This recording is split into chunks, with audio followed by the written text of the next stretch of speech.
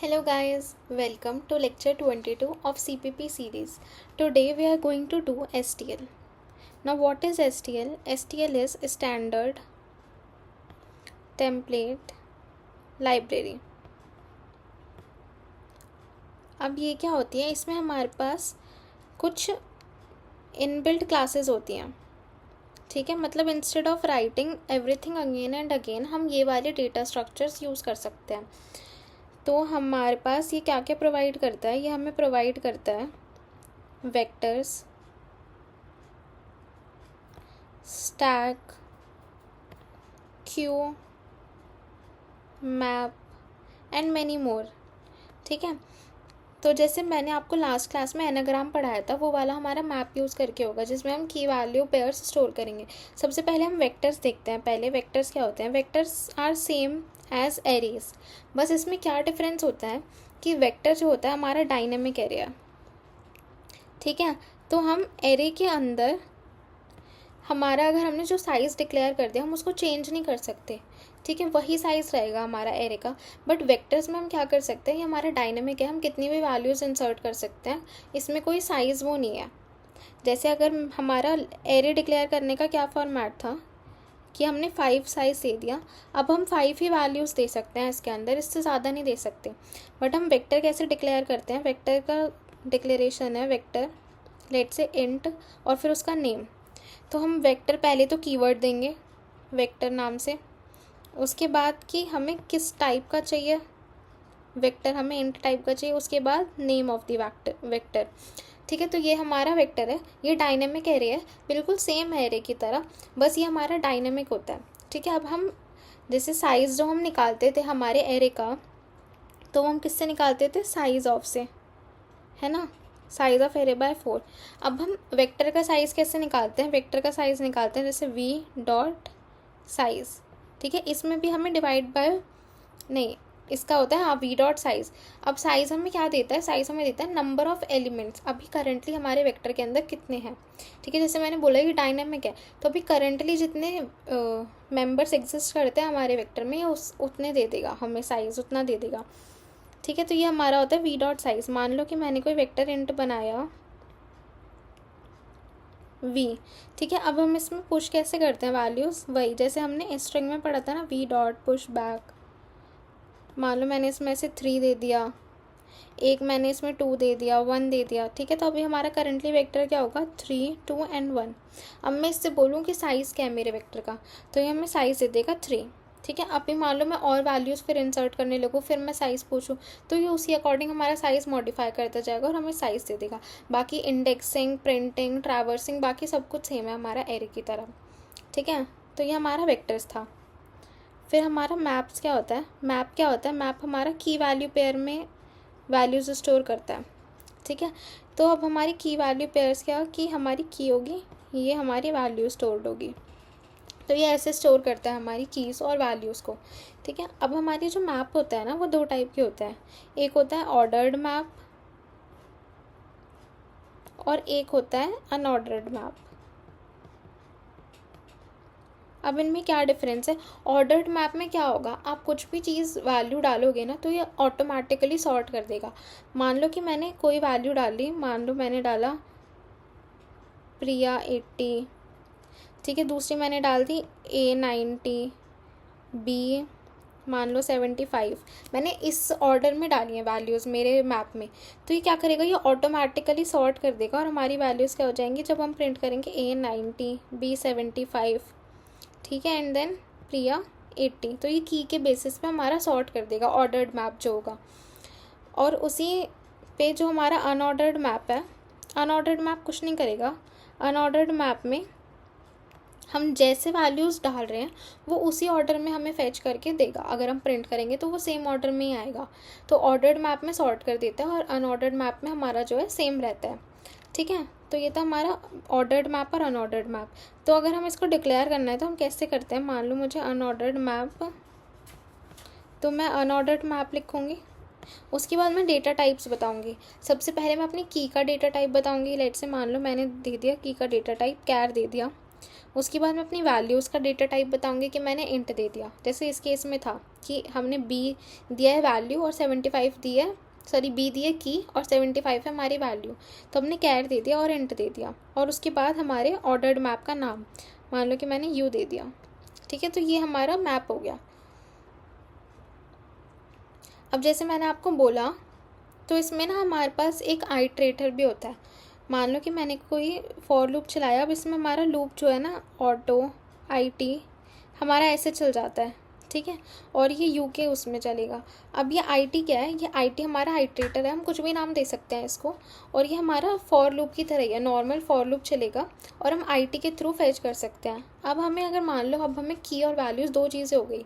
ठीक है, अगर हमें वैल्यू फेच करनी है या फिर की फेच करनी है, तो इसमें होता है कि IT.first एंड IT.second।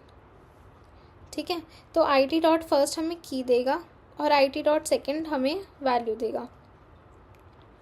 ठीक है, तो मान लो ये मेरा मैप था, अगर A90 B75 एंड प्रिया 80, तो अगर मैं इस प्रिया तो नहीं, अगर मेरा कैर वाला है तो मान लो P80 था।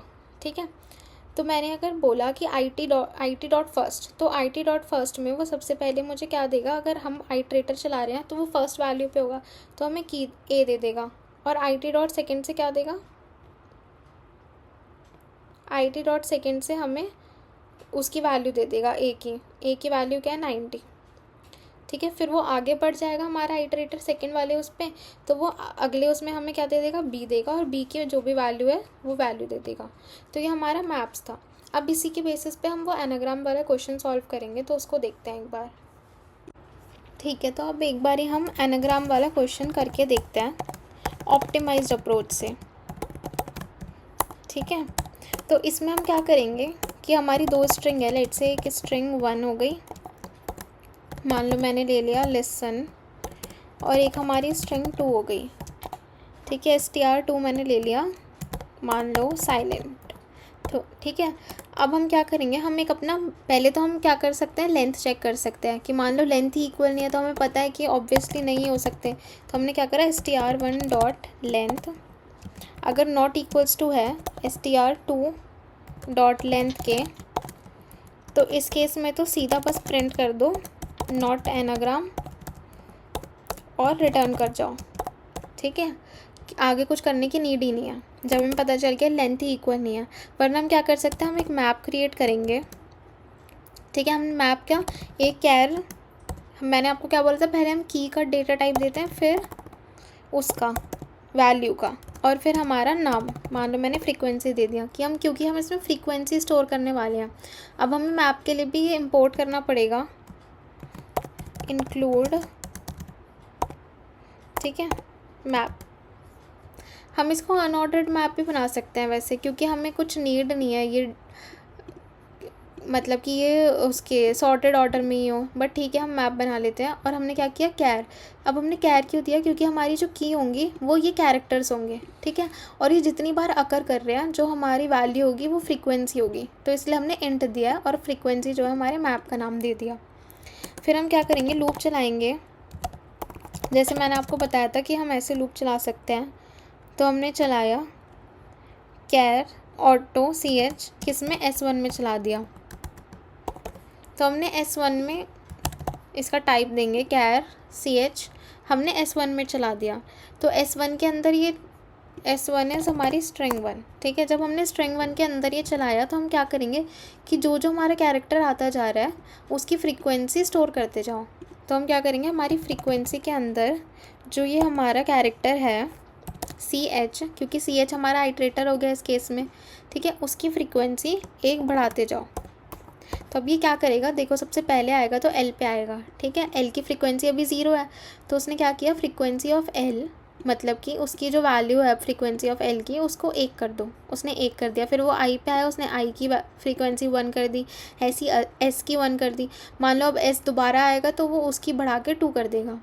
ठीक है, अब हम क्या कर सकते हैं, अब हम दूसरे स्ट्रिंग 2 में चलाएंगे हमारा लूप, सेम ही स्ट्रिंग 2 में।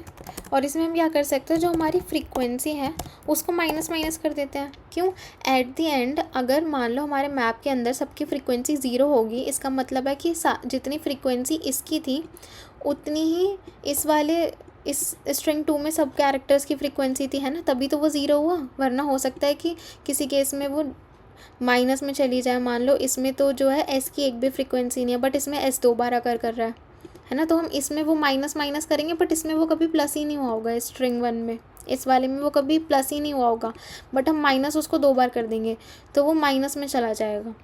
तो हम चेक कर सकते हैं कि जब भी अब हम चलाएंगे जो हमारा मैप है, मैप के अंदर हम चलाएंगे, तो ये हमारा आइट्रेटर हो गया। मैप के अंदर जो हम चला रहे हैं, हम क्या चेक कर सकते हैं कि इफ़ हमारा IT.second, क्यों हमें वैल्यू चेक करनी है सेकेंड वाले उसकी, मतलब कि वैल्यूज़ देखनी है, इसीलिए हम IT.second करेंगे। सेकेंड हमें वैल्यूज़ फेच करके देता है।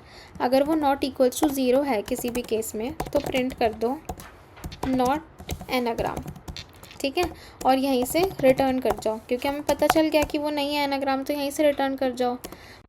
तो इसमें हम बाहर आके लिख सकते हैं कि एनाग्राम की ये वाली स्ट्रिंग जो है हमारी एनाग्राम है।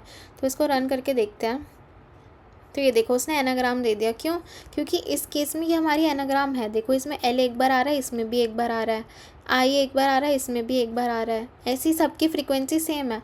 मान लो अब मैं इसमें एक एन एक्स्ट्रा दे देती हूँ, फिर मैं चेक करती हूँ। तो देखो उसने दे दिया नॉट एनाग्राम। क्यों? क्योंकि हमारा इसमें n 2 बार आ गया, बल्कि इसमें एक ही बार आया होगा। तो जब उसने चेक किया होगा तो हमारी एक प्लेस पे ऐसा होगा जहाँ पे सेकंड की वैल्यू जो है 1 होगी, है ना, क्योंकि उसने बस एक ही बार माइनस किया होगा इसमें से n को, तो उसकी फ्रीक्वेंसी अभी भी 1 रह गई होगी हमारे मैप में। तो उसने नॉट एनाग्राम प्रिंट कर दिया। तो ये था हमारा anagram. And yeah that's all for this video. Keep coding, keep questioning, and I will see you in the next one. Bye bye.